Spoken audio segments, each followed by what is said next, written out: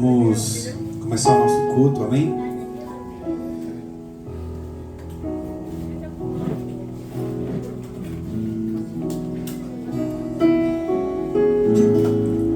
Vou te dar um minuto para você encerrar a conversa com o seu irmão.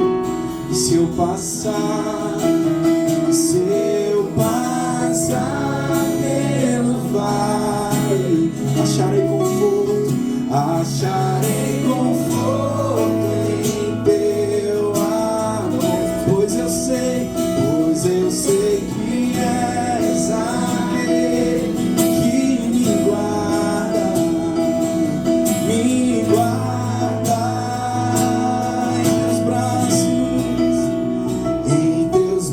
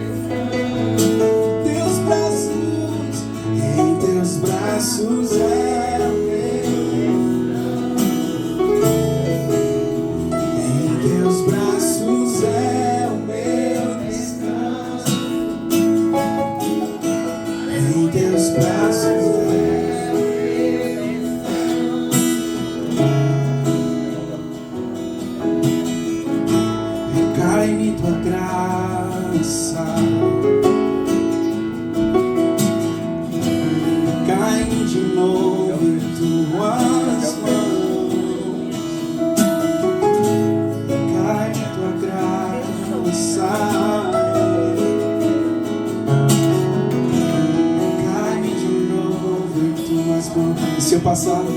Se eu passar pelo vale, acharei conforto, acharei conforto em teu amor. Pois eu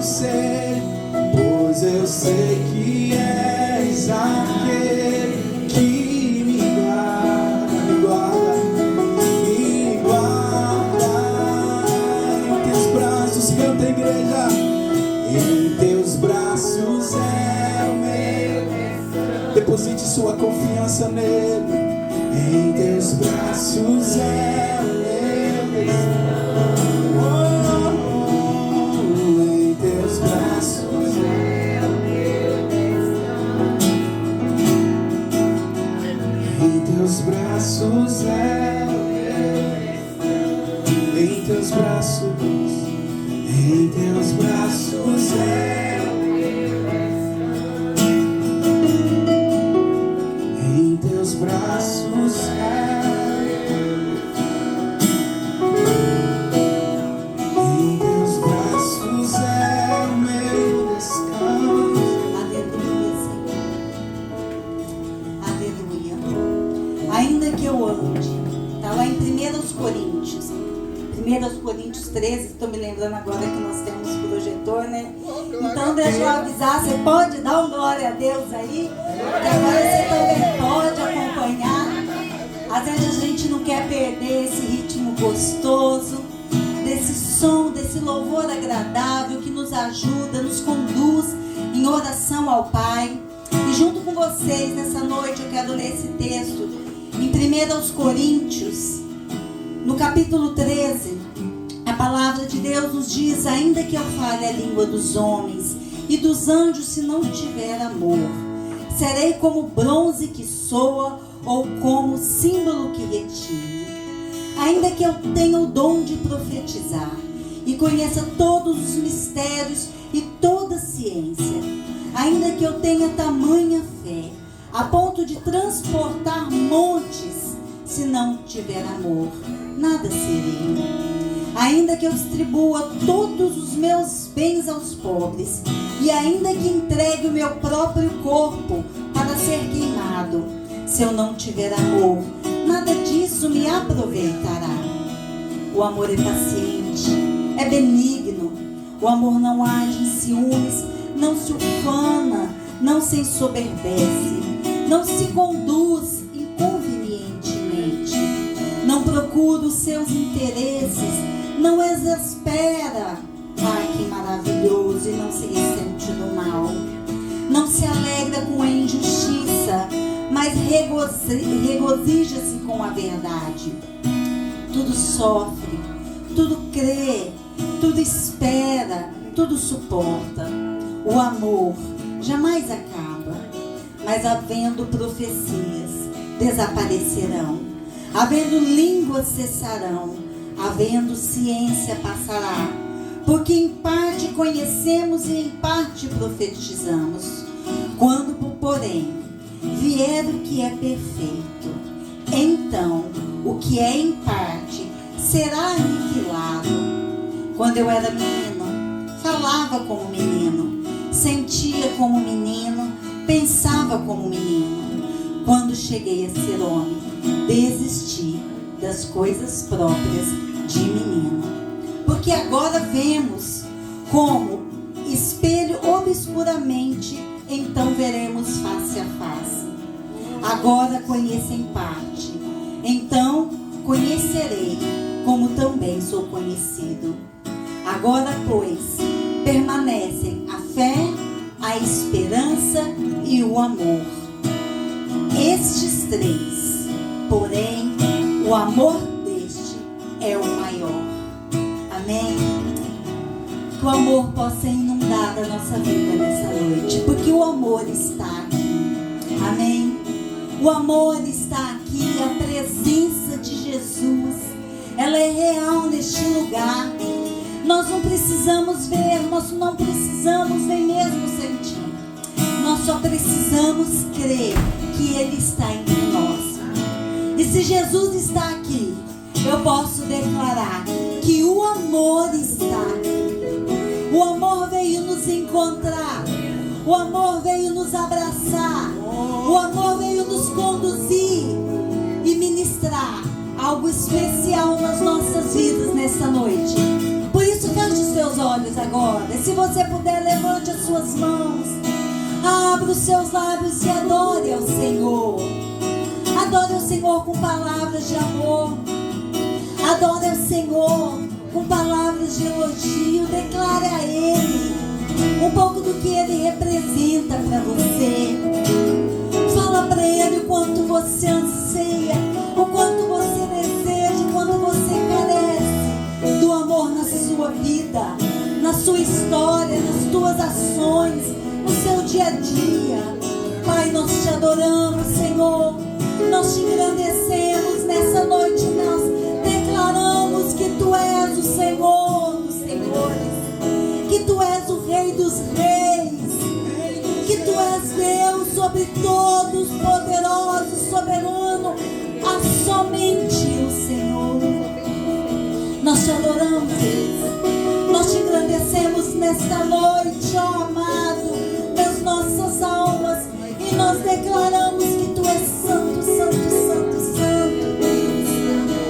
Oh Deus, obrigada pela Tua presença aqui entre nós. Obrigada pelo Teu amor aqui entre nós. Agora te pedimos, ó Senhor, flui, ó Pai. Flui de dentro para fora. Toca o nosso coração, Deus. Toca a nossa alma. Toca-nos com Teu toque, Senhor. Com Teu toque de amor, ó Pai. Com Teu toque de amor. Nós precisamos e ansiamos ser tocados nesta noite. Adora o Senhor. Adore ao Senhor, meus irmãos. Engrandeça o nome de Jesus. Aleluia.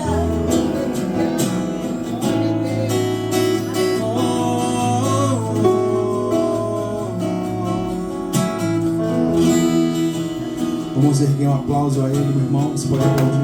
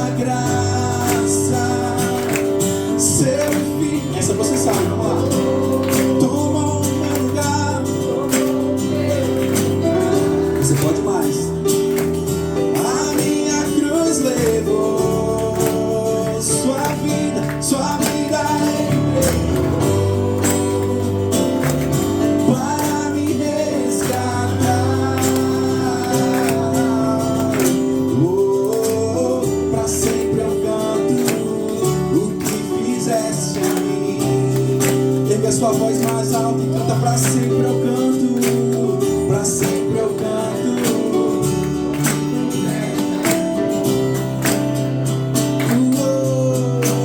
Comigo assim, ó.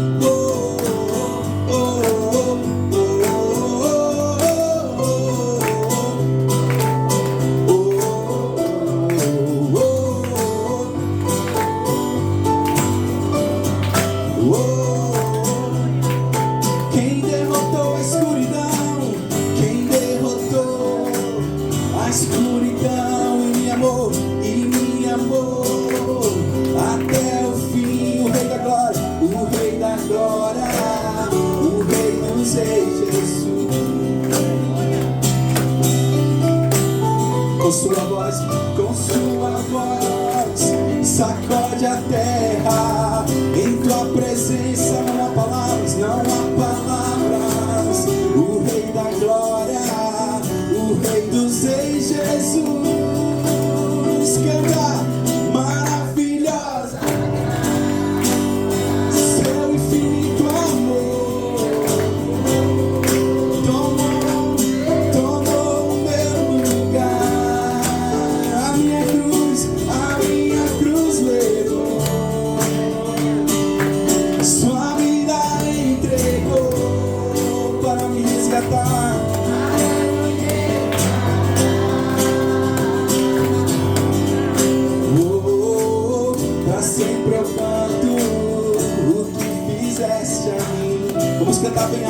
o uou, todo mundo comigo.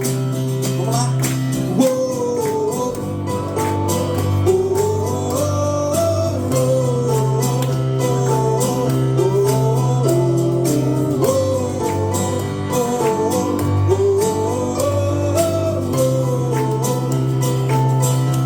quem traz a paz, quem traz a paz para o meu caos e faz do órfão o filho seu, o Rei da glória, o Rei dos reis, Jesus.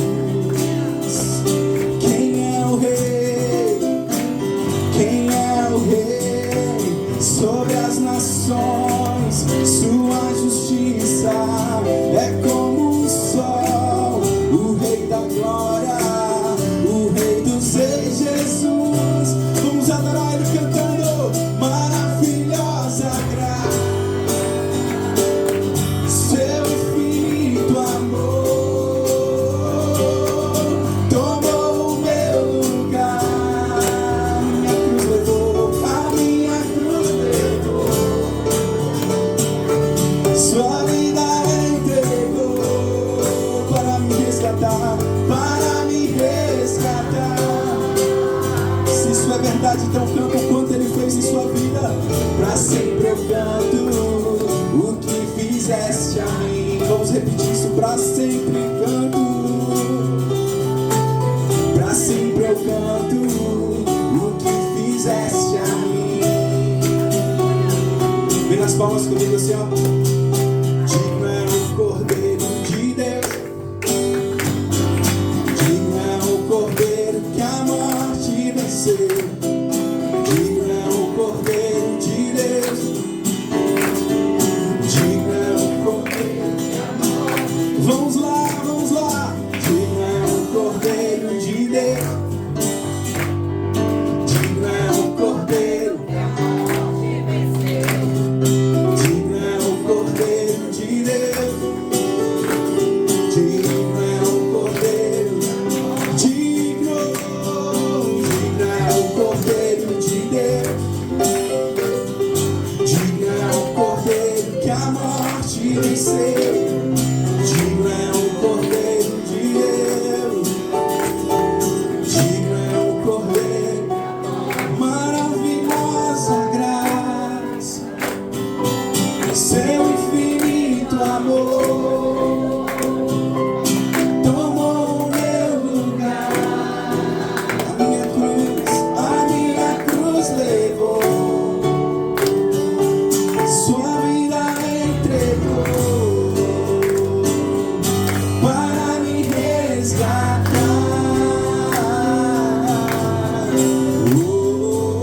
Pra sempre eu canto o que fizeste a mim. Pra sempre canto, pra sempre eu canto o que fizeste a mim. Se Ele fez alguma coisa que mereça você cantar isso, então você pode cantar comigo assim. Pra sempre eu canto o que fizeste. Aí você começa a lembrar da sua família, dos seus filhos, do seu trabalho e canta.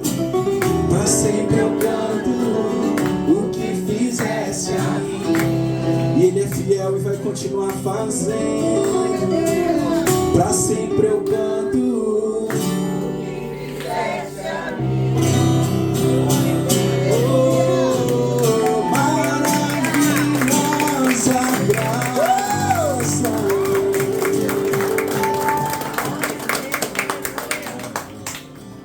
Santo é o teu nome, Senhor. Adorado seja, Pai. Adorado seja, bendito de nossas almas. Oh, aleluia. Se o sol se pôr e a noite chegar, Tu és meu abrigo. Se a tempestade me alcançar, Tu és meu abrigo. Se o mar canta me submergir, traz à tona, me traz à tona pra respirar, me faz andar sobre as águas. Tu és o Deus da minha salvação. És o meu dom. És o meu dom, minha minha canção e o meu louvor. Tu és o dono de tudo, Senhor. Se o sol se pôr, vamos todos juntos. Se o sol se pôr e a noite chegar, tu és quem me guia. Se a tempestade me alcançar, meu abrigo, se o mar me submergir, me traz à tona pra respirar,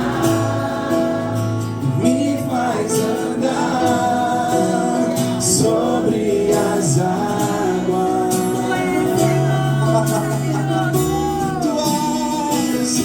Tu és o Deus da minha salvação. És o meu dom, és o meu dom, minha paixão, minha canção e o meu louvor. Aleluia.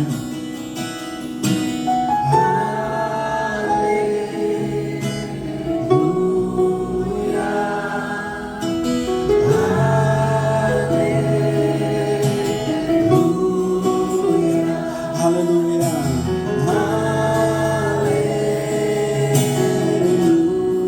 aleluia, aleluia.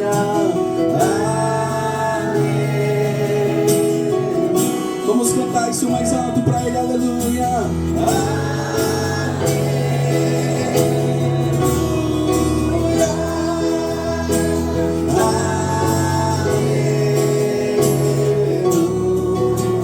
Mais alto.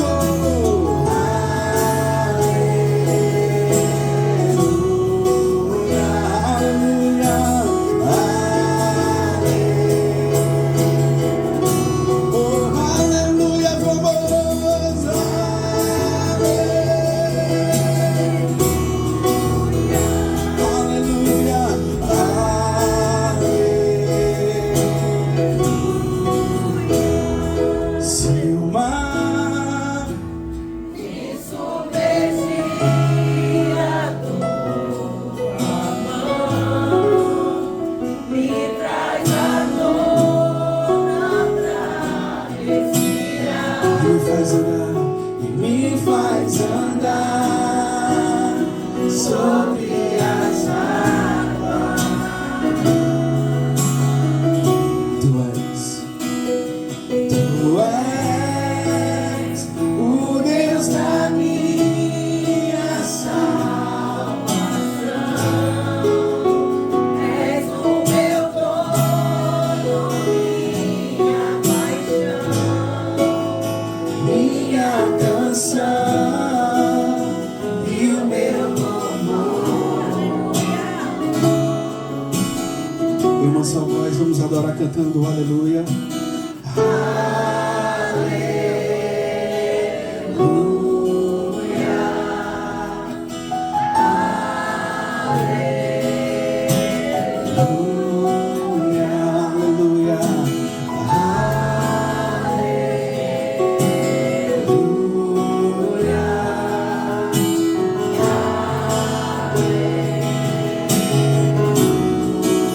Aleluia.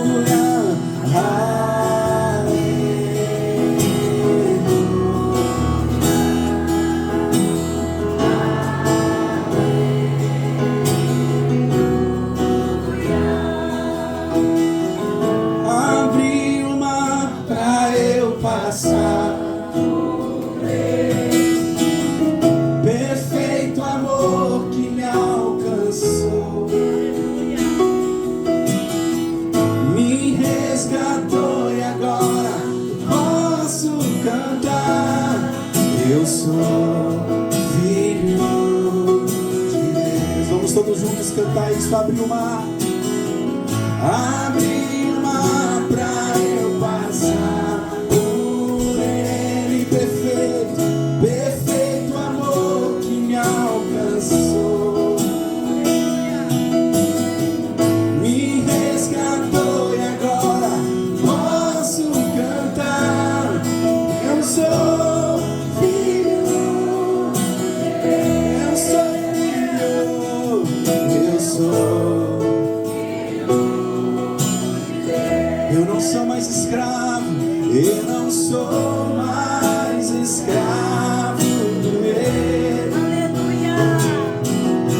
Sou filho de Deus, não sou mais escravo, eu não sou mais escravo do medo. Sou filho de Deus, não sou mais escravo. Eu não sou mais escravo do medo. Eu sou filho de Deus. Não sou mais escravo do medo. Aleluia, Senhor. Somos filhos de Deus. Somos filhos do Altíssimo. Aleluia. Nós engrandecemos ao Senhor, porque somos filhos, somos filhas do Senhor. E como filhos e filhas do Senhor, eu quero convidar cada um de vocês a se preparar neste momento para adorar ao Senhor com os nossos dízimos e também com as nossas ofertas. A palavra do Senhor nos diz em 2 Coríntios, no capítulo 9, no verso 7, cada um contribua segundo tiver proposto no coração, não com tristeza ou por necessidade, porque Deus ama quem dá com alegria. Eu não sei qual a necessidade da sua vida, do seu coração neste momento. Também não sei se ele está alegre ou se ele está triste. Mas essas não devem ser as motivações que devem guiar os nossos corações para adorar ao Senhor com os nossos dízimos e ofertas, mas sim a fidelidade que nós temos para com o nosso Senhor. Então, neste momento, aqui ao lado tem alguns envelopes, aqui no meio com a Marcele também. Se você se preparou para adorar ao Senhor com o seu dízimo, com a sua oferta, vocês podem se dirigir e pegar com eles. Também temos no envelope o nosso QR Code, para que você assim faça com Pix ou transferência bancária, caso você queira. E se por algum motivo durante a semana você já fez isso, você já ofertou, você já enviou o seu Pix, eu quero te convidar para estar vindo aqui à frente. Venha até o Senhor, porque é mais que uma ação de entrega, é mais que uma ação de contribuição. Nós estamos cultuando ao Senhor. Então venha ao altar, toque aqui no gasofilácio, como um ato simbólico, mas profético, declarando a sua fidelidade ao Senhor e a sua alegria de ser liberto da avareza e ser um contribuinte na casa do Senhor.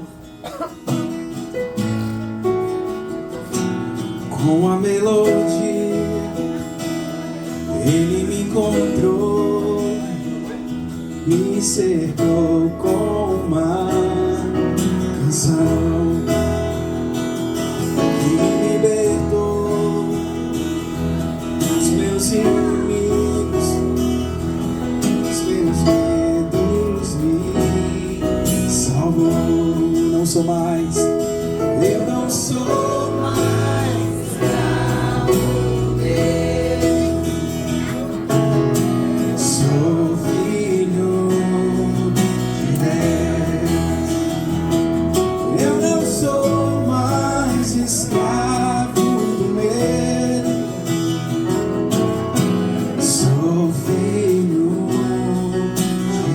Antes de nascer, a letra. Antes de nascer, escolhido fui, o meu nome chamou. De novo nasci, de novo nasci em sua família. O seu sangue me comprou. Não sou mais escravo, eu não sou mais escravo.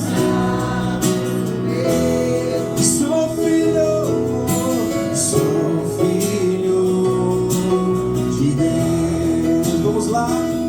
Eu não sou mais escravo. Cante como quem é livre, meu irmão e minha irmã. Cante essa verdade sobre sua vida.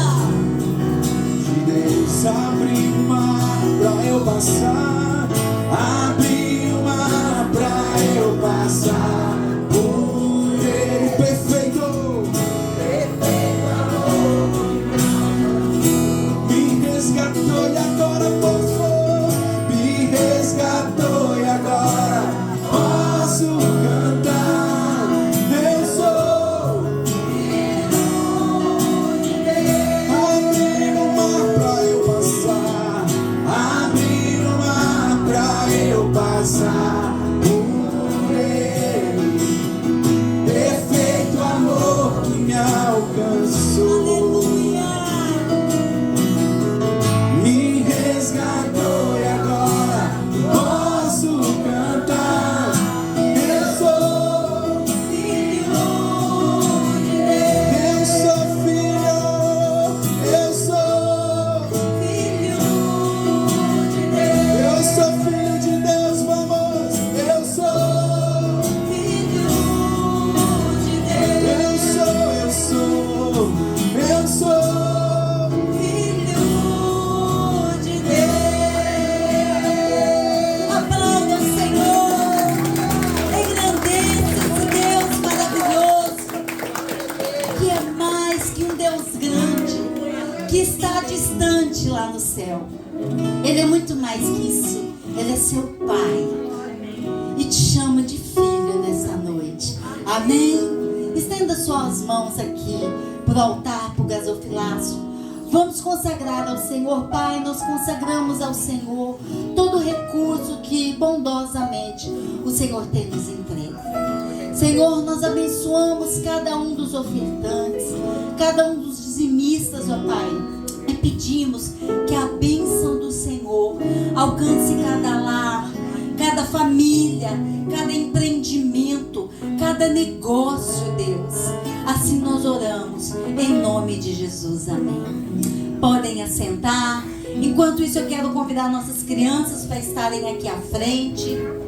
As nossas crianças podem vir com alegria aqui à frente, que nós estaremos orando por você. Que daqui um pouquinho vocês estarão ali na salinha recebendo a palavra de Deus. Que saudade de umas carinhas lindas que eu estou vendo aqui. Meu Deus, que delícia, amém? E você que está aí assentado, eu quero te pedir para estender as mãos aqui para as nossas crianças. E como pais, mães, irmãos, tios, amigos, nós vamos abençoá-los, amém? Deus, em nome de Jesus, nós oramos por cada criança que o Senhor nos enviou, por cada criança que o Senhor enriquece a nossa convivência, a nossa comunhão, a nossa igreja, por cada criança que nos desafia, Deus, a sermos cristãos cada dia melhores. Oh Pai, eu tenho que orar por elas, mas eu também quero pedir para cada um de nós que nós não sejamos pedra de tropeço para nenhuma das nossas crianças. Ao contrário, que nós possamos ser abençoadores de cada uma delas. Assim nós abençoamos com um tempo maravilhoso, abençoamos a facilitadora desta noite e pedimos que o Teu Espírito Santo faça algo lindo no coração de cada um. Em nome de Jesus, amém. Podem ir para a salinha com muita alegria, com muita calma. Pode desfilar desfilando também bem bonito, bem elegante, levanta o ombro, anda bonito, porque criança bonita tem que desfilar. Amém. A paz, meus irmãos. Eu queria te convidar você a abrir sua Bíblia em Apocalipse capítulo 2, versículo 1. Deixa aberto aqui. Apocalipse capítulo 2, versículo 1. Enquanto isso, Mateus, eu queria te pedir que você colocasse as imagens antes do texto.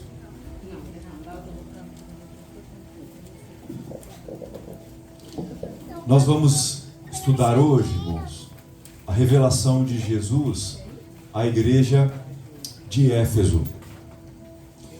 Então, só para você ter uma noção, a igreja de Éfeso era a maior, a cidade, era a maior, a mais rica e a cidade mais importante do que se chama hoje Turquia, na época Ásia Menor. Pode passar, Mateus. É uma cidade que era tão rica, que já naquela época ela contava com 200 mil pessoas. E nessa cidade, ela foi provavelmente a igreja, foi plantada por Áquila e Priscila, e teve o apóstolo Paulo e Timóteo como seus pastores. Pode passar, Mateus. Essa cidade, ela tem uma coisa muito importante, que ela era muito rica, porque ela tinha um porto muito famoso, e esse porto era um centro comercial que trazia muita gente de fora. Não sei se você já percebeu isso, as grandes cidades têm rios por perto, ou estão em estradas famosas, era o caso de Éfeso. Pode passar, Mateus. Essa cidade, irmãos, ela tinha uma característica muito importante.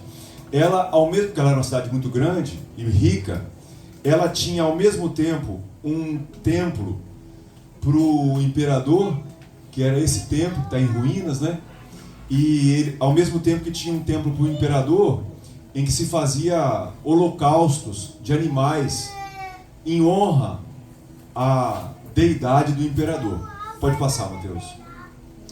Essa é a deusa, que é a deusa famosa de Éfeso. Ela é a chamada Artemis dos gregos, mas depois a deusa Diana, A deusa Artemis dos gregos foi, assim, convertida para a deusa Diana. E é muito interessante perceber que lá tem um museu, e essa imagem da deusa Diana, ela mostra uma mulher com dezenas de seios. Significa o quê? Era uma deusa da fertilidade. Pode passar, Mateus. Então, nessa cidade, a cidade está em ruínas hoje. Pode passar, Mateus. Essa cidade tinha um anfiteatro que já naquela época acolhia 24 mil pessoas sentadas e em pé. Então, isso é um símbolo de que a cidade era uma cidade muito próspera. Passa, Mateus.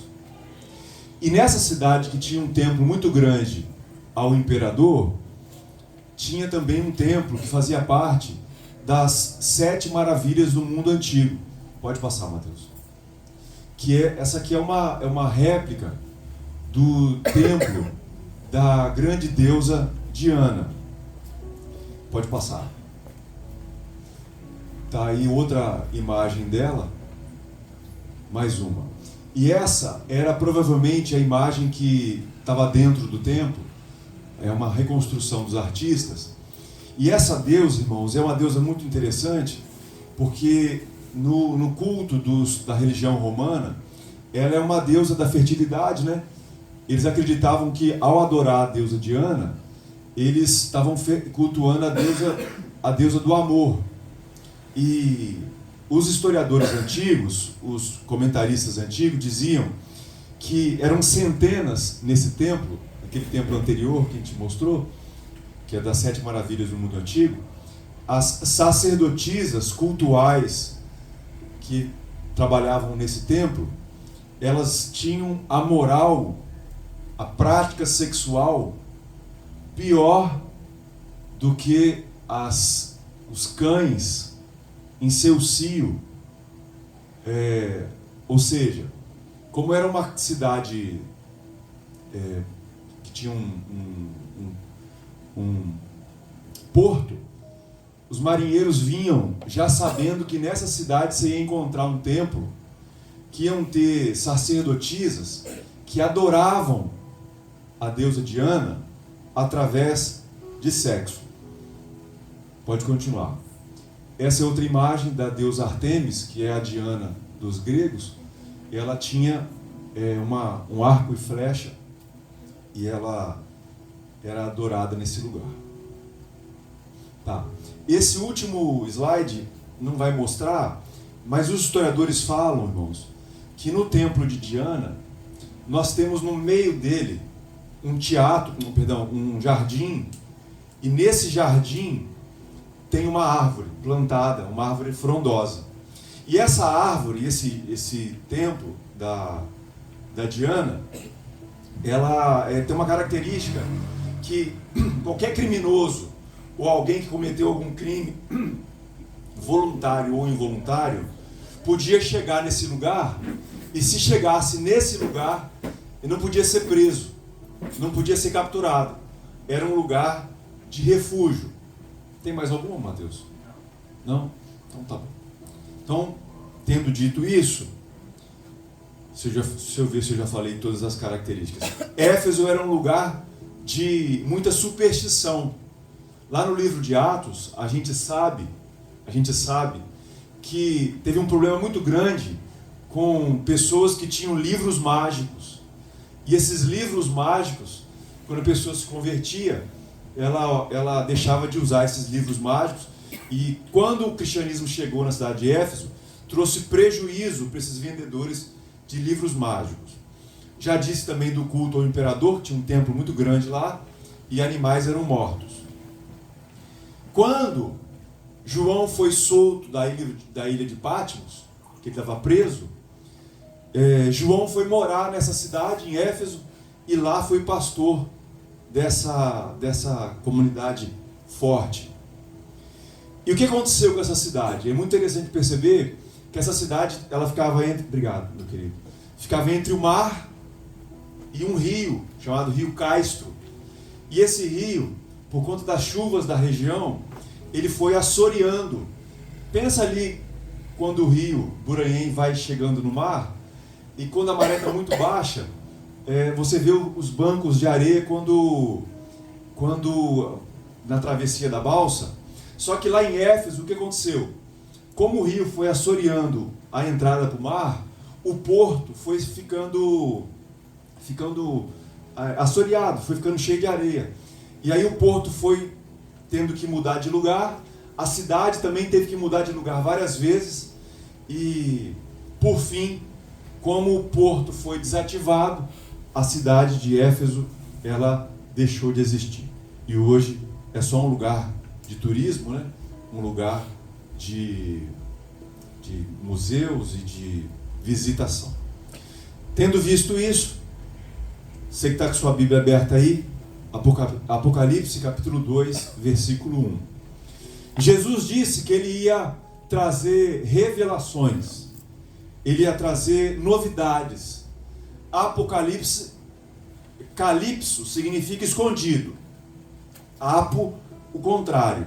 Então Jesus ia trazer revelação daquilo que estava escondido, e agora ele manda uma carta para a igreja que está lá na igreja de Éfeso. Ao mesmo tempo que ele fala com a igreja de Éfeso, também fala conosco. Amém. Que somos a igreja de Jesus, e vamos ler o que está escrito aqui. Amém.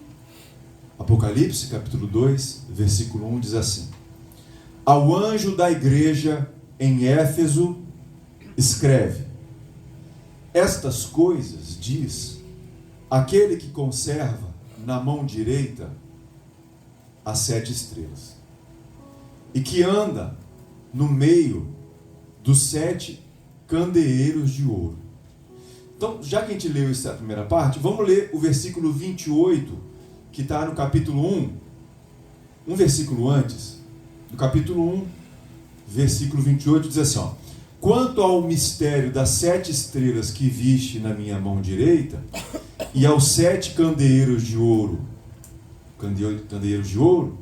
as 7 estrelas são os anjos das 7 igrejas, e os 7 candeeiros, as 7 igrejas. Então, no capítulo anterior, a gente recebeu uma informação que essas estrelas são 7 pastores, são 7 mensageiros.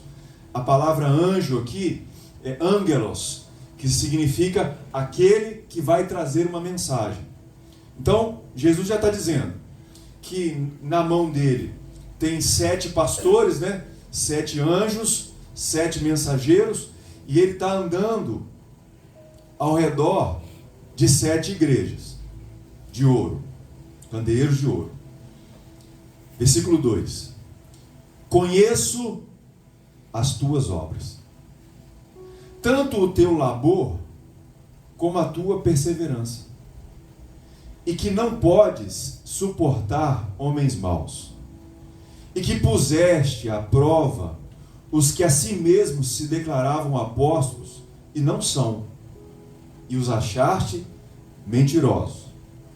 E tens perseverança, e suportaste provas por causa do meu nome, e não te deixaste esmorecer, enfraquecer. Tenho, porém, contra ti que abandonaste o teu primeiro amor. Lembra-te, pois, de onde caíste, arrepende-te e volta à prática das primeiras obras. E se não, venho a ti e moverei do seu lugar o teu candeeiro, caso não te arrependas. Tens, contudo, a teu favor, que odeia as obras dos nicolaítas, as quais eu também odeio. Quem tem ouvidos, ouça o que o Espírito diz às igrejas. Ao vencedor, dar-lhe-ei que se alimente da árvore da vida, que se encontra no paraíso de Deus. Vamos orar?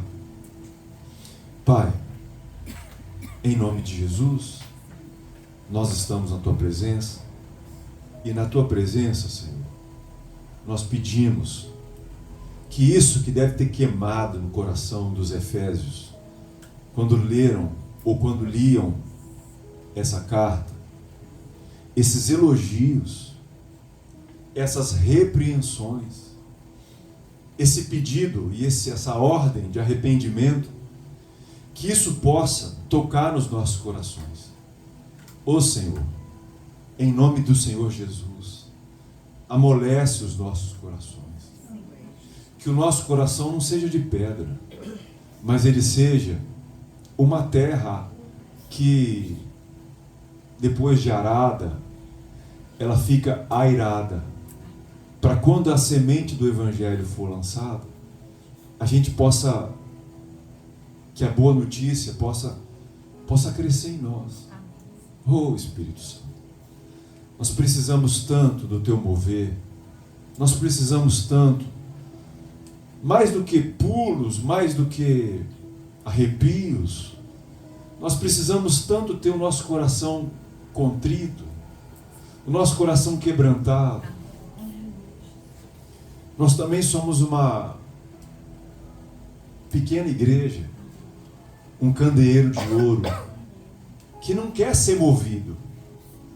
Nós não queremos ser movidos, nós queremos permanecer no nosso lugar. Mas para isso, Espírito Santo, nós queremos ouvir a Tua voz. Nós, na verdade, mais do que queremos, nós temos necessidade, nós precisamos. É o que te pedimos. Em nome de Jesus. Amém. No capítulo 2, versículo 1, Jesus demonstra toda a preocupação que ele tem com seus filhos, sua igreja. Por mais que falar de igreja hoje em dia pode ser algo não vamos falar de igreja, não vamos falar de religião, vamos falar de espiritualidade. Pode-se tentar conversar hoje em dia para não ferir ninguém. Jesus não. Jesus fala da igreja, do corpo dele. Então, Jesus já começa assim, olha, eu vou mandar uma mensagem àquele anjo que é o responsável para entregar a mensagem aos irmãos que estão em Éfeso. E ele diz assim, olha, o anjo, presta atenção, o mensageiro, presta atenção. A gente está pensando aqui normalmente em anjo com asa, né? Com auréola. Mas aqui é o mensageiro. São os irmãos que trazem a mensagem do Evangelho para a igreja. Então Jesus está dizendo assim, olha, eu não estou ausente do meio da igreja. Vocês, os mensageiros, estão nas minhas mãos. E eu estou andando no meio dos candeeiros.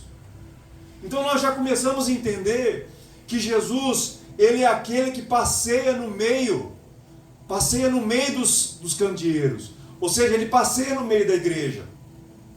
E o texto bíblico diz aqui, que na mão direita dele, ele conserva na mão direita 7 estrelas.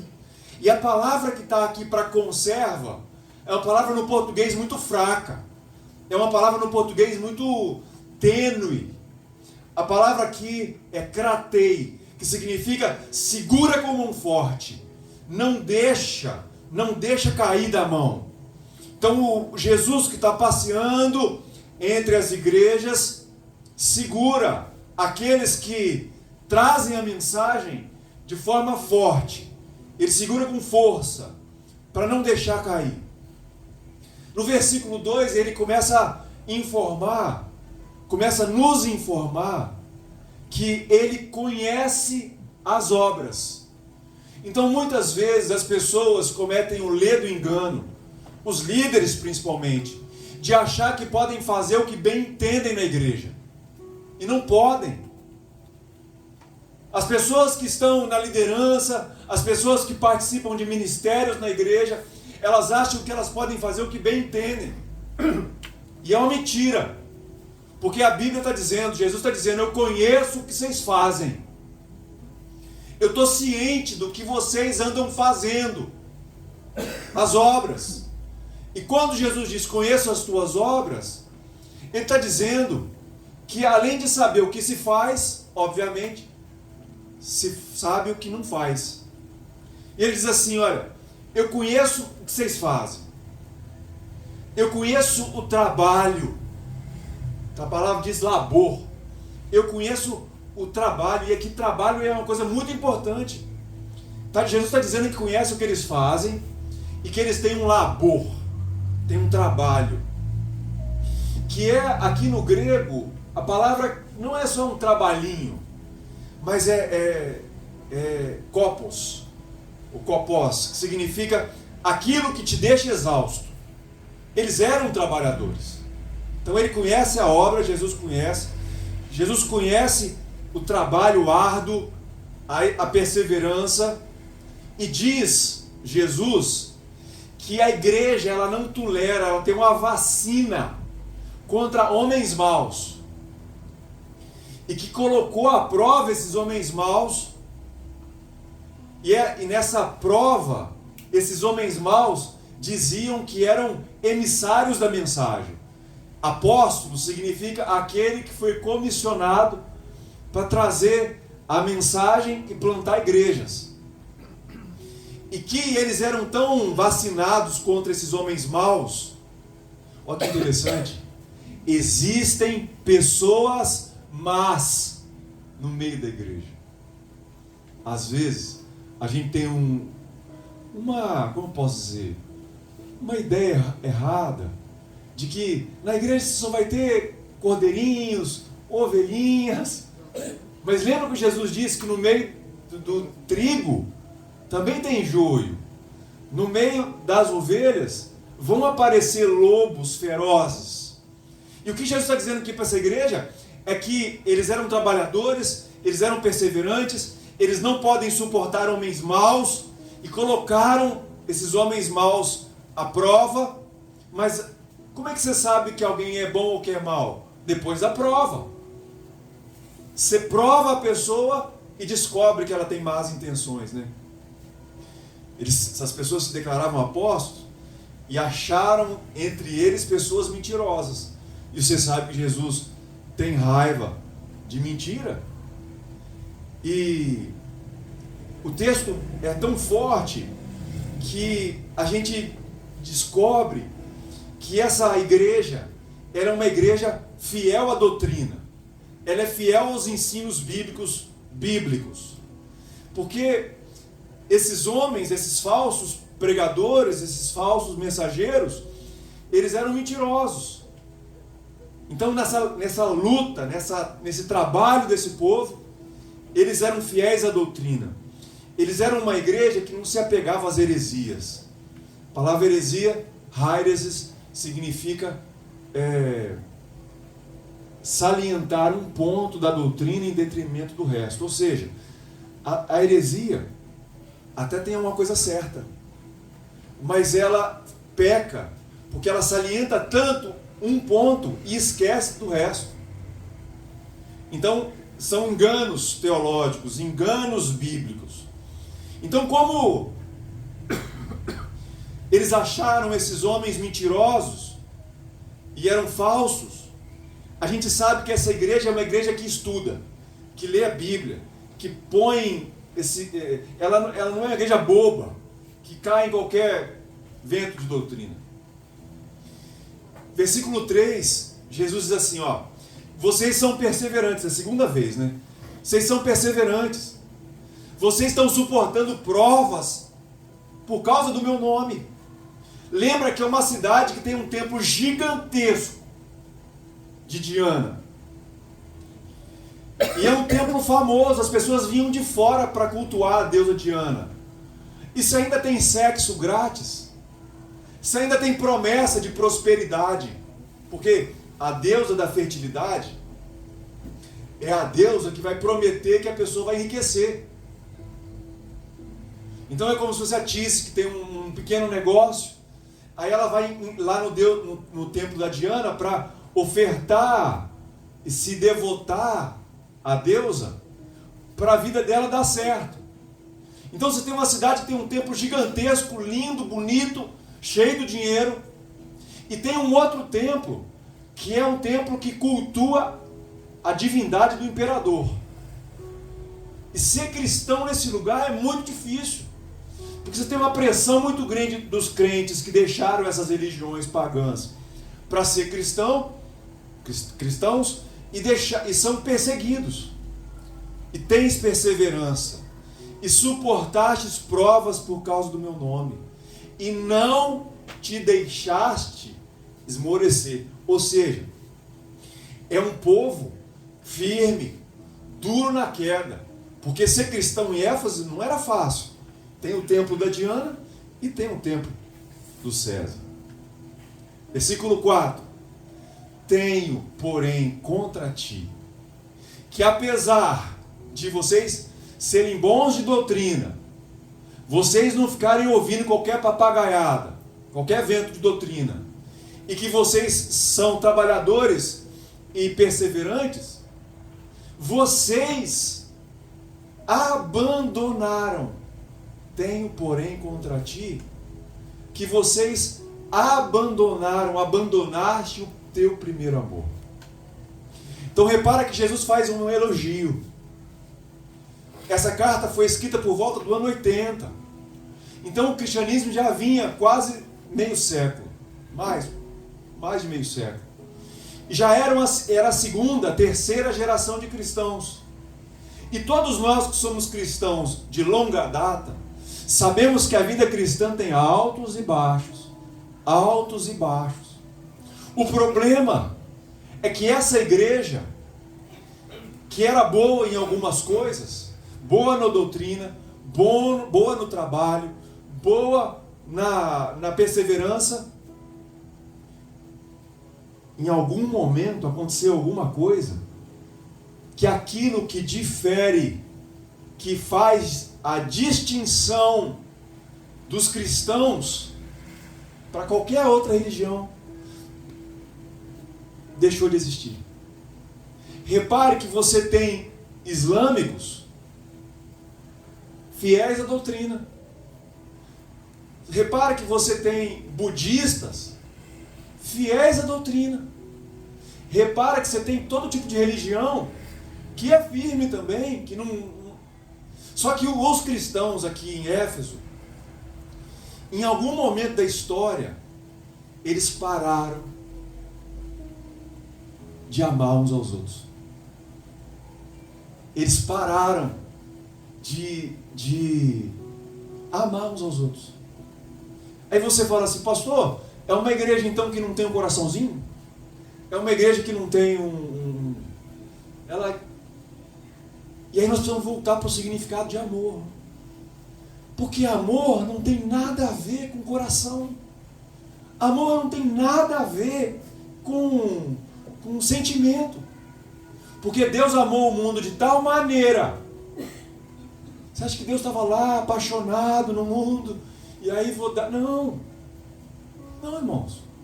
Amor é uma decisão de fazer algo em que você vai perder, mas fazer em favor do próximo, do outro.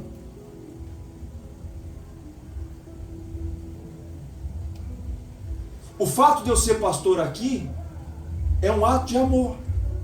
Tinha uma proposta em São Paulo para ganhar 30 mil reais em São Paulo. Eu vim parar onde? No Cambolo. É amor. Quando os irmãos plantaram essa igreja e cederam a casa deles 2 anos, quase 2 anos, e a igreja funcionava aqui e eles morando aqui, é amor. É uma decisão de fazer algo em favor do próximo que vai te custar. Por isso que no casamento, amor não tem nada a ver com sentimento. Não tem nada a ver com sentimento. É bom se tiver um sentimentozinho. Se não tiver raiva da pessoa. É bom. Agora, o que menos precisa no casamento é sentimento. A fase do sentimento é a fase quando você está namorando, para você ver se você não gosta, se você gosta do cheiro, se não gosta do cheiro, se a pessoa te incomoda demais. A partir do momento que você tomou uma decisão, amar é se lascar em prol, em favor da outra pessoa, ué. É perder. É perder. É abrir mão. Não tem nada a ver com... Ai, meu Deus, você é a mulher da minha vida. Eu sou um crente que sou apaixonado pelos meus irmãos. Não tem nada disso não, sou. Amor é uma decisão de fazer o que é certo, independente da circunstância. O que aconteceu aqui? Eles eram bons de doutrina, eles botavam à prova os mensageiros, e eles eram fiéis, rapaz, no sentido de eles eram perseverantes. Só que a relação um com o outro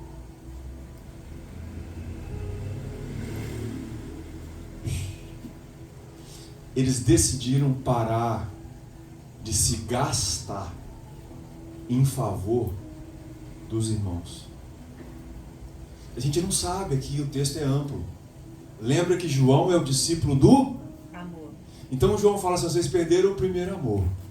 Então esse primeiro nos lembra quando a gente encontrou Jesus, como é que a gente era.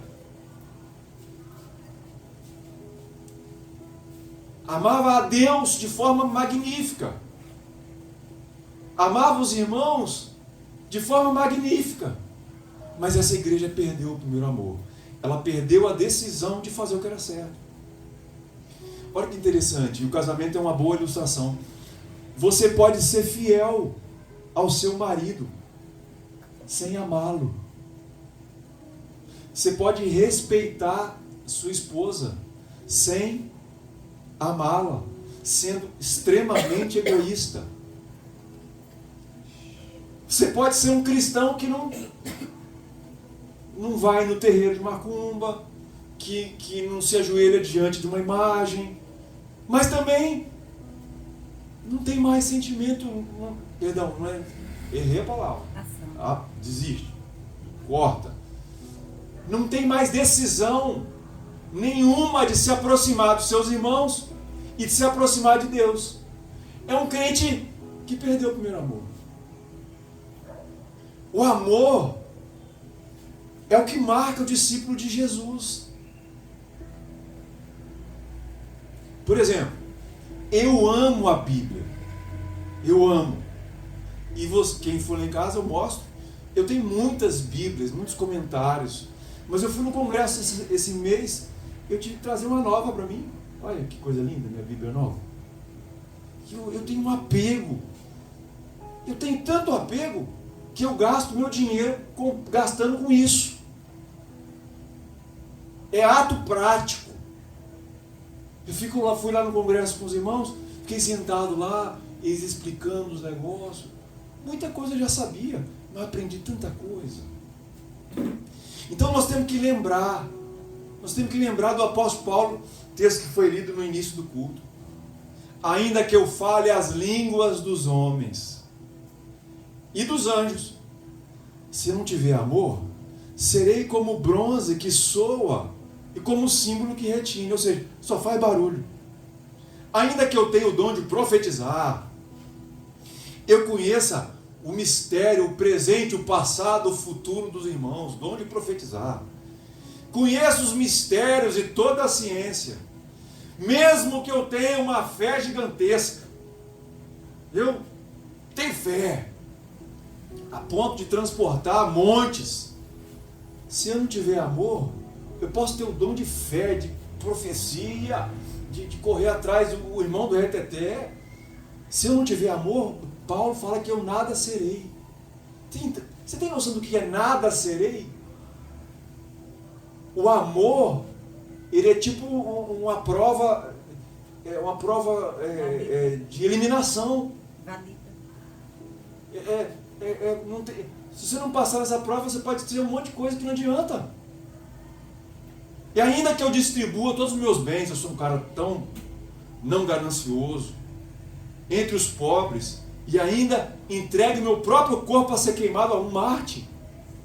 Se eu não tiver amor, nada disso me aproveitará. Ou seja, posso fazer um monte de coisa legal, dar meu dinheiro, me entregue, ser um Marte, não adianta.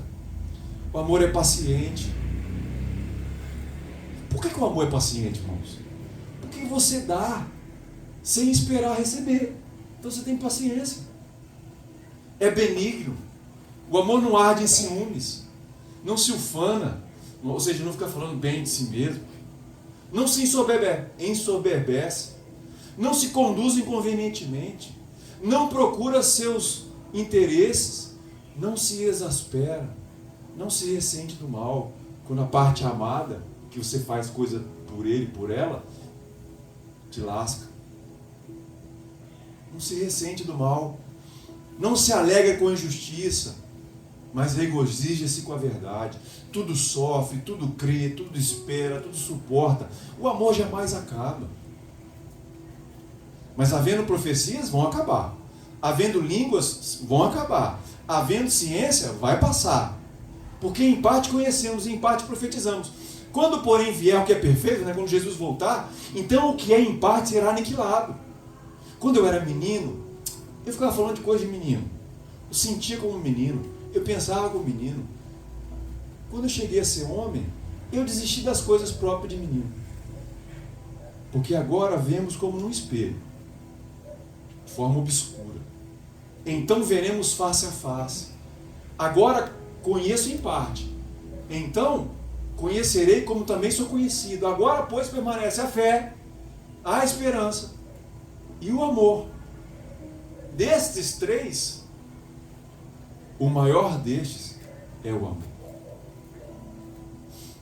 Sabe, irmãos, nós precisamos entender que o ato de amar aos irmãos e amar a Deus é um negócio que tem a ver quando te falaram com Jesus. Qual é o maior mandamento da lei? Amar a Deus. É o café, lembra? Com toda a sua carne, com todo o seu corpo, com toda a sua alma, com toda a sua força, com todo o seu entendimento. Café, corpo, alma, força e entendimento. E semelhante a esse, ama o próximo como a ti mesmo. Sabe, irmãos, nós deixamos o primeiro amor quando nós não adoramos mais a Deus. Quando nós não adoramos mais a Deus. Quando a gente é cristão, a gente deixa o primeiro amor quando a gente julga os irmãos e não examina nós mesmos. A relação com os irmãos tanto faz, tanto fez. Mas aí o versículo 5, Jesus traz uma saída para essa igreja que estava tomando bomba, estava sendo reprovada. Jesus fala assim: lembra onde você caiu. Então tem um momento histórico que o amor acaba. Então ele fala assim: lembra onde você caiu, mas se arrependa e volta às práticas das primeiras obras. Olha como é que o amor não tem a ver com sentimento, tem a ver com práticas de primeiras obras. Então aconteceu um fato histórico que tirou o amor da igreja. Talvez alguém da própria igreja que traiu a igreja. Talvez um líder da igreja que traiu a igreja. Não sei. Talvez a perseguição estava tão forte que os cristãos começaram a duvidar que Deus estava amando eles ou não. E o texto fala assim: arrependimento. E arrependimento também não é sentimento. Arrependimento é decisão, ué. É o filho, que é o filho pródigo, né? Que ele está lá comendo que não presta, aí ele lembra da casa do pai. Lembra onde caíste. O filho caiu lá na casa do pai, quando fugiu com a herança. Mas o que aconteceu? Ele falou assim, ele caiu em si e disse: vou para a casa do meu pai. Eu vou voltar e vou dizer para o meu pai: pequei contra ti e contra o céu. É o que o texto está dizendo. A gente lembra onde a gente caiu, a gente se arrepende, toma a decisão. Então, irmãos, não adianta só lembrar, não adianta só saber. Tem que perceber onde foi, mas voltar. Sabe, irmãos, é difícil voltar. Porque voltar é meio que um símbolo de que a gente está errado. E a gente não gosta que alguém esfregue na cara da gente quem está errado. Mas Jesus não está nem aí. Jesus está esfregando na cara do povo de Éfeso que eles estão errados. Estão errados. Ninguém se arrepende e continua praticando o que fez cair. E a coisa é tão séria que se a igreja de Éfeso não mudasse, ela recebe uma ameaça.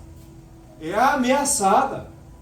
Eu vou mudar, senão eu venho a ti e vou tirar o seu candeeiro do lugar.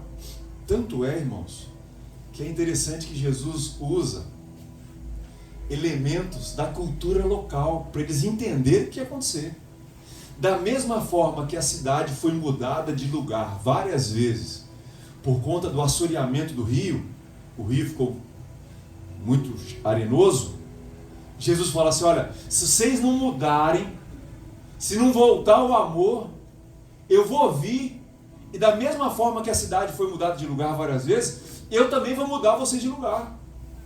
Vocês vão perder o lugar. O candelabro, o candeeiro, se você não se arrepender. E o que a gente descobre historicamente? Que a igreja foi movida. A igreja deixou de existir. E olha, Olha, por que será que João, que era o apóstolo do amor, foi morar logo em Éfeso? Porque talvez ele imaginou que como ele ensinava e ele era muito amável, muito carinhoso, foi aquele que teve a maior relação de afeto com Jesus, que ele voltando para a igreja de Éfeso, que ele ia conseguir restaurar o amor da igreja de Éfeso. Não conseguiu. Uma igreja depende de pastor, mas se a igreja trunfar, se a igreja travar, pode ter o apóstolo João lá, que a igreja não volta, ela não acorda. Então olha que dom que Deus deu para a igreja de Éfeso, mandou João para lá. Isso é bem documentado, que ele morreu em Éfeso, na igreja de Éfeso, longa data. O que a gente descobre? Que a igreja de Éfeso foi movida. Irmãos, nós temos que ficar atentos com isso aqui. Às vezes a gente acha que o amor de Deus, ele é como lemos no texto, ele é paciente, ele é benigno. O amor de Deus, ele vai, mas chega uma hora do acerto de contas. E o que vale para a igreja, vale para nós. Nós somos parte da igreja. Se nós deixamos a adoração, se nós deixamos de ter atos em favor dos irmãos,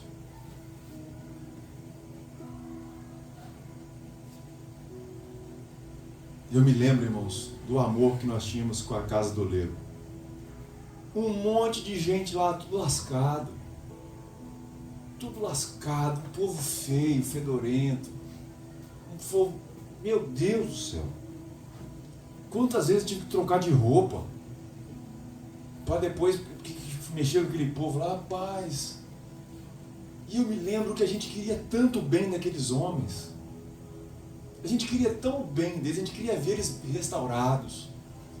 Então a gente fez doideira, a gente montou fábrica de vassoura, fábrica de bloco, inventava para querer fazer horta, furamos poço, e a gente estava lá no dia a dia, e tantos irmãos que foram abençoados porque estavam ali cuidando de gente que não merecia, como se nós merecêssemos, também não merecíamos, mas o amor do Senhor vinha sobre nós, e nós nos devotávamos, muitos irmãos se devotavam àqueles homens destruídos.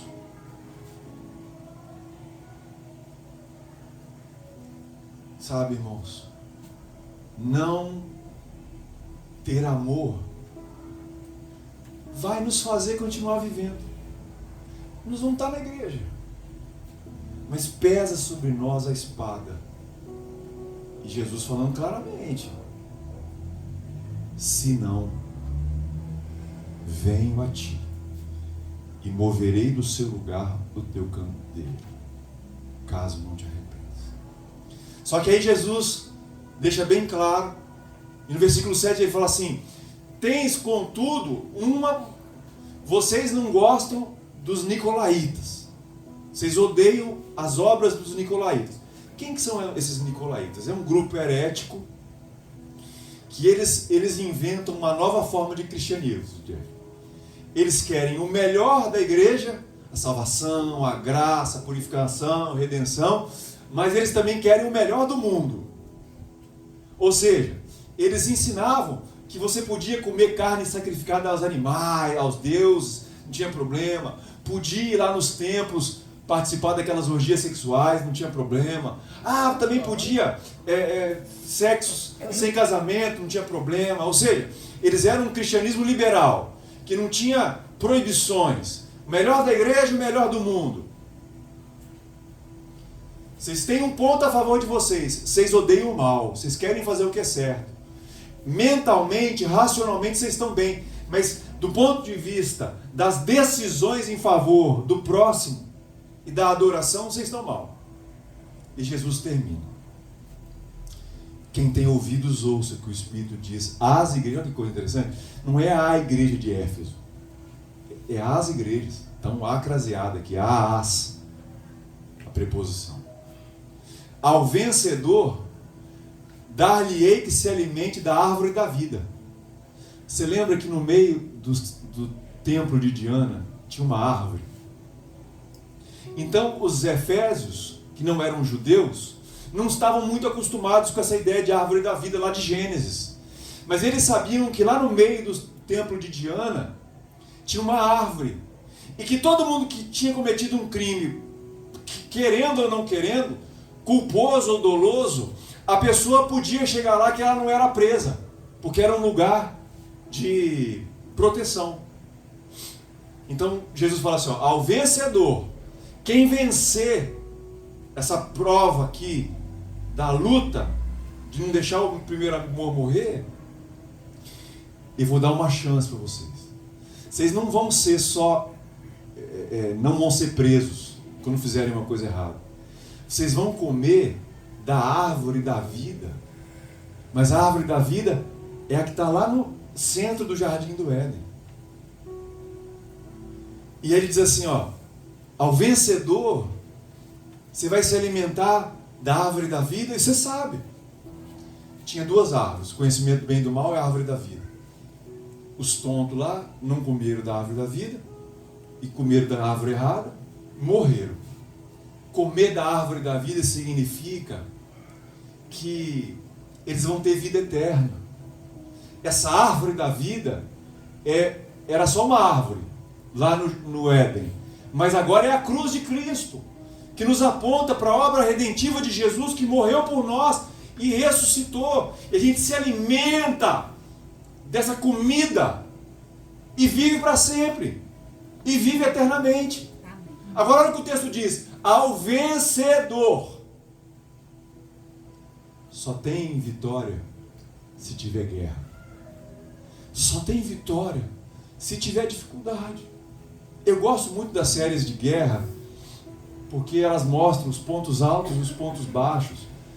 Pontos que as batalhas são perdidas, são ganhas, e no final das contas um exército é derrotado. Quem é o vencedor? O vencedor é quem acredita até o final. Quem continua.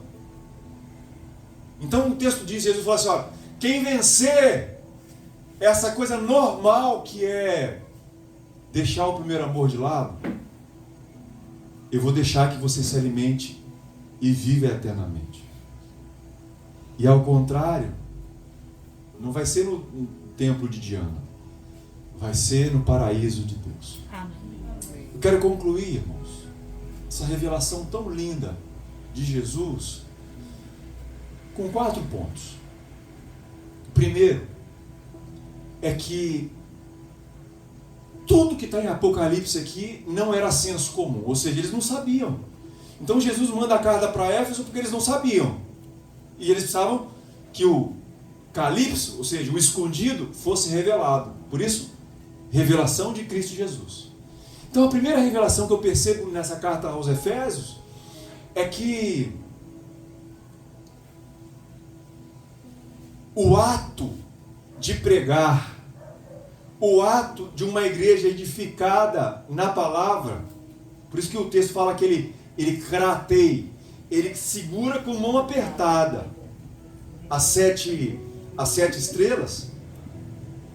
Ninguém pode nos arrancar da mão de Jesus. Então Jesus tem um cuidado com quem prega, com o ato de aprender a palavra. Então nós precisamos entender, irmãos, é óbvio que eu vou falar isso aqui, mas quem tinha que ouvir não está aqui. Mas eu vou falar para você se animar. O ato de vir adorar, o ato de vir ouvir o que a estrela da igreja de Éfeso, que é o anjo, que ele tinha a mensagem para entregar, isso é seguro de forma, na mão esquerda não, na mão direita, na mão direita de Jesus. Ou seja, é uma coisa que está firme na mão de Jesus, o ato de ensinar na igreja. Mas como vai se perdendo o primeiro amor, as pessoas param de quê? De adorar a Deus em casa, param de adorar a Deus comunitariamente. Qualquer coisa entra no lugar da adoração, qualquer coisa entra no lugar da comunhão dos irmãos, o amor entre os irmãos. Então, primeira revelação que eu queria salientar é que Jesus falou assim: olha, eu tenho na minha mão direita, bem apegado, bem seguro, cratei. Ninguém pode arrancar da mão de Jesus esse sistema, esse jeito que ele escolheu do anjo da igreja ministrar sobre a igreja e nós ministrarmos uns sobre os outros. Segunda revelação. Irmãos, nós somos, sem dúvida, a geração de crentes menos bíblicos da história. Nós estamos tudo lascado. Irmãos, eu dei uma pancada nesse vídeo aqui tão grande antes do culto começar. Irmão, sério, pensa no nocaute. Eu estou com a testa inchada até agora. Pensa na dor de cabeça que eu estou aqui. Mas eu dei uma pancada. Ia ser engraçado eu não conseguir pregar e virar para alguém e falar assim: quem é que vai pregar?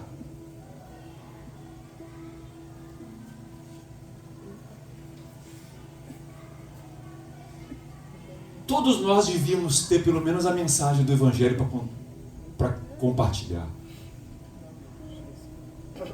E ninguém é igual a ninguém. Ninguém tem que ser igual a mim, ou a Patrícia, ou o Jeff. Não. Mas a igreja de Éfeso é uma igreja que ela é um exemplo de gente que busca a verdade, que conhece a Bíblia, que coloca à prova falsas doutrinas. Quando alguém chega lá e começa a falar lorota, bobagem, besteira, eles: não, aqui não, aqui não. Você não vai conversar afiado aqui de falsa doutrina, não. Então, irmãos, nós vivemos hoje num tempo que pregar, ensinar, ministério de ensino está em baixa. O que está em alta? A música. Porque a música, ela tem um poder maior das emoções. E os replé, eles são muito valorizados, por quê? Porque eles mexem com a emoção. Mas a igreja de Éfeso é uma igreja que busca a verdade e não só as experiências. Jesus está nos ensinando que a gente tem que pensar e não só sentir. Não tem problema sentir. Sentir é bom. Irmãos, como o louvor nos abençoou hoje? Amém. Como eu chamo o irmão? Como? Ô Luiz, você abençoou a gente tanto grande hoje. Ô Luiz, obrigado, Luiz. Deus, manda um Luiz aqui para a nossa igreja. Amém. Para tocar esse teclado. Sim, Senhor. Poxa, vocês repararam comigo que o Jeff se empolgou também? Se animou? Porque já não está sozinho na luta. Já tem um para trocar as notas e tal. Irmãos, não tem problema sentir. Sentir é bênção. Só que o problema é que só sentir e não conhecer a Bíblia. Nós vamos começar na sexta-feira à noite uma turma de doutrinas básicas. Vamos ver. Terceira revelação. Igreja é uma coisa muito séria, irmãos. Nós estamos vendo hoje uma fase que as igrejas viraram um negócio. Então o dinheiro que entra na igreja serve para sustentar pessoas, muitas vezes, que não conseguiram sobressair nas suas vidas seculares.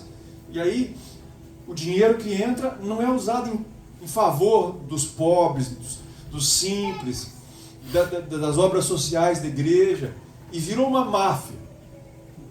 Ao mesmo tempo, igrejas que viraram empresas, que viraram negócios familiares, porque eu construí uma igreja tão grande e eu tenho que passar a minha igreja para o meu filho, porque se eu não passar para o meu filho, é quase que eu estou falando, tem que passar uma herança, porque se eu não passar a herança, o que vai ser do futuro dos meus filhos? Querendo ensinar que o sacerdócio, aí um monte de gente que não tem chamado, que não tem ministério, é trazido para a liderança da igreja, e vai um negócio aguado, um trem esquisito. Irmãos, Jesus pega a igreja e fala assim: olha, eu estou andando no meio de vocês, isso é muito sério, para vocês não serem movidos de lugar, ou seja, para vocês serem aprovados, para vocês serem vencedores, é necessário ter uma vivência comunitária. Não dá para ser crente de casa só. Por isso que a igreja é tão importante. Porque a igreja é fácil demais ser crente do YouTube, irmãos. Porque a gente não tem os atritos próprios de uma igreja local. Então a terceira revelação, irmãos, é a centralidade da igreja na vida dos cristãos. E por isso eu quero em nome de Jesus, dar parabéns a vocês que estão aqui, ué. Porque quem não entende isso aqui, nem está aqui. Estão tudo vendo o Fantástico. Né, Mateus? E a gente até viu os gols do Fantástico, os cavalinhos. Mas só quando chega em casa, tarde da noite. Tem que ver os cavalinhos, irmãos. Vou atrapalhar minha pregação com isso aqui. E por último, talvez aquilo que mais tocou no meu coração a semana inteira. Jesus revela que nós podemos ser ótimos em algo ótimo. No caso deles aqui, a doutrina. Podemos ser ótimos em algo até ótimo, mas ruins no essencial. Ô, irmãos, pensa numa pancada. Eu fiquei a semana inteira engasgado com isso. Pensando, remoendo. Olha que revelação. Não adianta ser ótimo em algo ótimo, que no caso deles era a doutrina, mas ser ruim no essencial. Vai entrar na cláusula lá do senão. Ô, irmãos, que o Espírito Santo possa nos ajudar a ser esse candeeiro que ilumina, e por isso não vai ser mudado de lugar. Irmãos, nós temos tantos desafios aqui nesse bairro. Nós temos tantos desafios com os nossos parentes. Nós temos tantos desafios com as crianças desse bairro, com os nossos vizinhos. E eu sei que o mundo está tentando nos chamar para uma vida autocentrada, de uma vida só de prazeres, de uma vida só de alegrias, que são boas. Mas nós precisamos entender que podemos ser ótimos em algo ótimo, mas que o fato de sermos ruins no que é essencial pode destruir a nossa vida cristã. Amém? Amém. Eu queria chamar os irmãos do louvor aqui. Eu queria te convidar a baixar a sua cabeça. Acho que ninguém escolhe perder o primeiro amor assim de graça. Eu vou perder o primeiro amor e eu estou nem aí. Não é assim. Às vezes, as coisas desse mundo foram tomando a nossa atenção, e quando a gente viu, a gente já estava tomando decisões práticas em favor de outras coisas. Ou talvez a gente foi magoado. A gente foi magoado, a gente foi traído, a gente foi apunhalado pelas costas, talvez por um irmão, por uma irmã. A gente se sentiu exposto e a gente tomou uma decisão que a gente nem lembra, mas a gente não vou me entregar mais, não vou mais entregar meu coração para os irmãos, porque já fui traído, já fui traída. Você já se entregou tanto a sua vida a Deus, já fez parte de um monte de ministérios, já foi tão fiel ao Senhor, mas o Senhor te frustrou naquilo que uma coisa que você queria. Aí talvez você embirrou, você travou que nem um burro de carga, e aí você não quer mais. Deixa eu assim, do jeito que eu estou, Senhor. E eu estou aqui bem devagar, quase parando, mas eu estou andando devagar. Ah, irmãos, o Senhor tem para nós ver onde a gente caiu, ver onde a gente caiu. Ele tem para nós que a gente se arrependa e volte às primeiras obras. Pai, em nome de Jesus, isso, se João, que é João, não deu conta, eu sei que homem e mulher nenhum, com qualquer eloquência que for, vai conseguir. Espírito Santo de Deus, sopra sobre a tua igreja, sopra sobre os que estão aqui, mas que já estão à frente. Ah, Senhor, sopra sobre aqueles que nem têm mais força de estar aqui, que já desistiram. Oh, Espírito Santo de Deus, nós clamamos. Não é por beleza, não é por notas perfeitas, nem por uma oratória maravilhosa. É o teu Espírito Santo que sopra o chamado, sopra a vocação, sopra o desejo, a decisão de fazer o que é certo. Sopra sobre nós, Espírito Santo. É o que te pedimos. Em nome de Jesus. Sonda-me, Senhor, e me conheces. Quebranta o meu coração. Transforma-me conforme a tua palavra.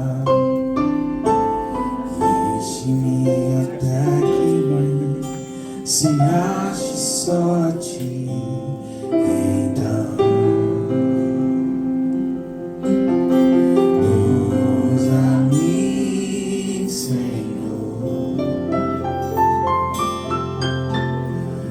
usa-me como um farol que brilha à noite, como ponte sobre as águas, como brilho no deserto. Flecha que acerta, alvo eu quero ser.